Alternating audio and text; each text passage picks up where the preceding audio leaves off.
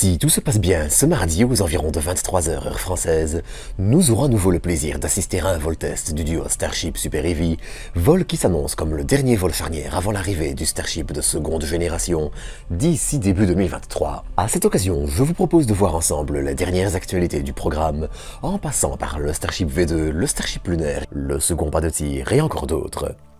Avant d'y arriver, sachez néanmoins que si vous envisagez d'acheter des météorites lunaires et martiennes, des peluches en forme de planète, des jumelles ou du matériel astro pour les petits comme les grands, vous pouvez toujours aller faire un tour chez AstroShop via le lien en description pour soutenir la chaîne gratuitement. Enfin, vous pouvez aussi vous abonner si vous ne l'êtes pas encore, activer la cloche, liker, commenter et partager cette vidéo, mais ça je crois que vous connaissez.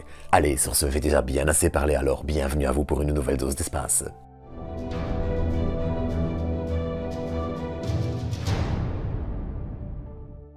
Avant de commencer cette vidéo, j'aimerais mentionner un point assez important. Je ne parlerai pas énormément des modifications apportées pour ce 6e vol. C'est un sujet assez vaste et intéressant, mais ce sera le sujet d'un épisode entier dédié qui sortira mardi à 18 h, quelques heures avant le décollage, et le début d'un live dédié sur la chaîne. Sur ce, je vous propose d'enfin attaquer les actualités Starship. Et pour commencer, il serait temps de parler un petit peu du Starship lunaire. Ces derniers temps, le Starship lunaire, sélectionné par la NASA pour faire le lien entre la capsule Orion en orbite lunaire et la surface de notre satellite, se fait en effet assez discret et est aussi éclipsé par les autres actualités du programme. Mais ce n'est pas pour autant qu'il est oublié. Courant 2023, SpaceX a en effet modifié le nez d'un de ses prototypes abandonnés, le Starship 22, pour préparer le Starship qui devrait faire se poser les astronautes d'Artemis 3 sur la Lune d'ici les environs de 2026 si rien ne change. Ce prototype permet ainsi à l'entreprise de tester différents aspects du HLS et surtout la façon dont ils pourront s'intégrer au véhicule définitif. Dans ce contexte, on apprenait il y a quelques jours que SpaceX avance dans les cabines d'équipage, les installations scientifiques et encore d'autres. Et grâce au travail de V2x4 et MCRS 987 sur Twitter, les crédits seront en description, on sait désormais en effet à quoi ressemble l'intérieur du prototype qui est divisé sur 2 étages. Le premier étage contenant les panneaux de contrôle et l'écran permettant la navigation, qui semble s'inspirer lourdement de Dragon Crew. On y retrouve aussi différents box à droite, servant de couchette avant de trouver un second étage plus bas, où se trouveront les systèmes de supports essentiels à la survie des astronautes, comme la gestion de l'air et de la pressurisation par exemple. Et si on y ajoute les progrès de cette année sur le SAS et l'ascenseur qui amènera les astronautes du haut du Starship au sol lunaire, le système d'amarrage avec la capsule Orion et autres, on se rend compte que le véhicule s'approche de plus en plus d'un design assez mature. Le principal défi restera ainsi probablement la gestion du ravitaillement en carburant.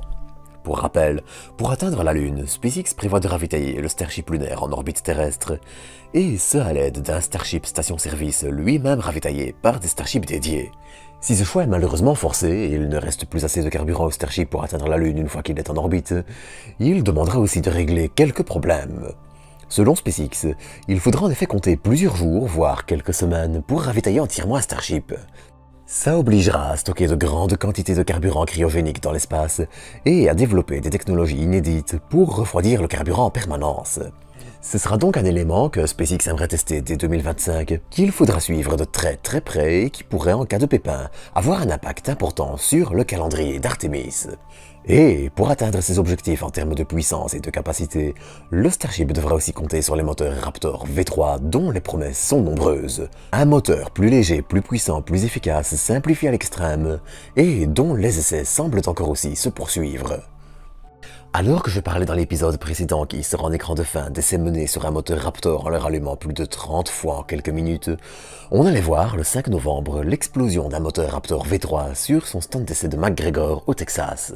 Rien de bien méchant, attention, on ne fait pas d'omelette sans casser des œufs, mais ça prouve qu'il faudra s'armer d'encore un peu de patience pour voir un Starship décoller avec des moteurs Raptor V3. Ainsi, le premier Starship V2, qui devrait peut-être tenter de se poser sur les bras de la tour de lancement lors du 7e vol début 2025, devrait encore utiliser les moteurs Raptor actuels, à savoir les V2. D'ailleurs, j'en ai parlé et j'en reparlerai encore le moment venu, mais le Starship V2 apportera aussi beaucoup de nouveautés. Un repositionnement des ailerons avant et un changement de la forme des ailerons en général, mais aussi des améliorations au bouclier thermique ou encore des modifications des réservoirs. Ces derniers seront en effet bien plus grands et malgré un allongement du Starship de 50 à 52 mètres, empiéteront un peu sur l'espace disponible dans la coiffe. Rien de bien dramatique, mais cette illustration réalisée par Bingo Boca, le lien de son compte Twitter sera en description, illustre assez bien la différence. Le Starship V2 devrait ainsi signer le début des améliorations de performance pour le Starship, dont la version actuelle est encore trop peu puissante pour mettre une quelconque charge utile en orbite. En parlant du 7e vol d'ailleurs, les choses bougent aussi de ce côté. Le booster numéro 14 a en effet commencé ses essais cryogéniques, et le Starship 33 en est lui au même stade. Pendant ce temps-là, le second pas de tir avance aussi. Alors que la nouvelle tour de lancement commence à recevoir les éléments permettant de faire bouger les bras attrapeurs, le déflecteur de flammes situé sous le pas de tir, absent du premier remplacé par une plaque métallique crachant un déluge d'eau, avance également. Mais les choses semblent aussi reprendre au niveau du pas de tir de Cap Canaveral. Alors que ce dernier a été quasiment abandonné pendant plusieurs mois, des pièces faisant étrangement penser au déluge d'eau sous le premier pas de tir de Starbase sont récemment apparues.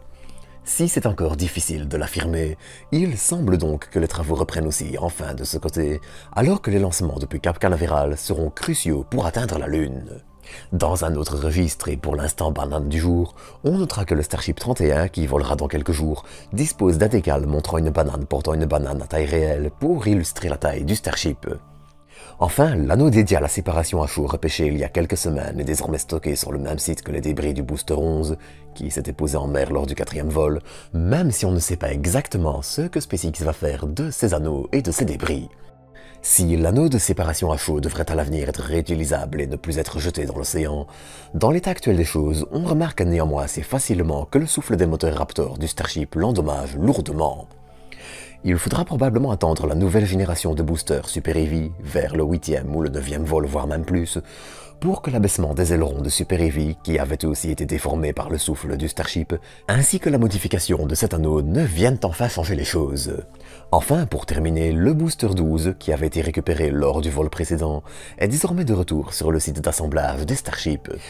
Difficile ici de savoir si SpaceX va le démonter et quand, mais on notera tout de même un détail assez intéressant.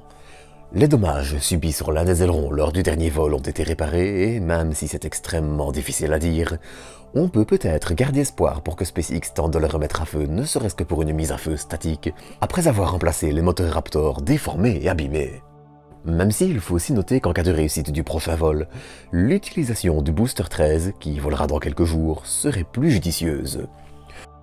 Le Booster 12 a en effet souffert de quelques dommages lors de son atterrissage et de son retour, et on peut espérer que les choses s'améliorent déjà avec le 13e. Mais pour parler de tout ça, eh bien, je vous donne rendez-vous mardi pour en parler. D'ici là, bon week-end à tous et tous, et à bientôt pour de nouvelles doses d'espace.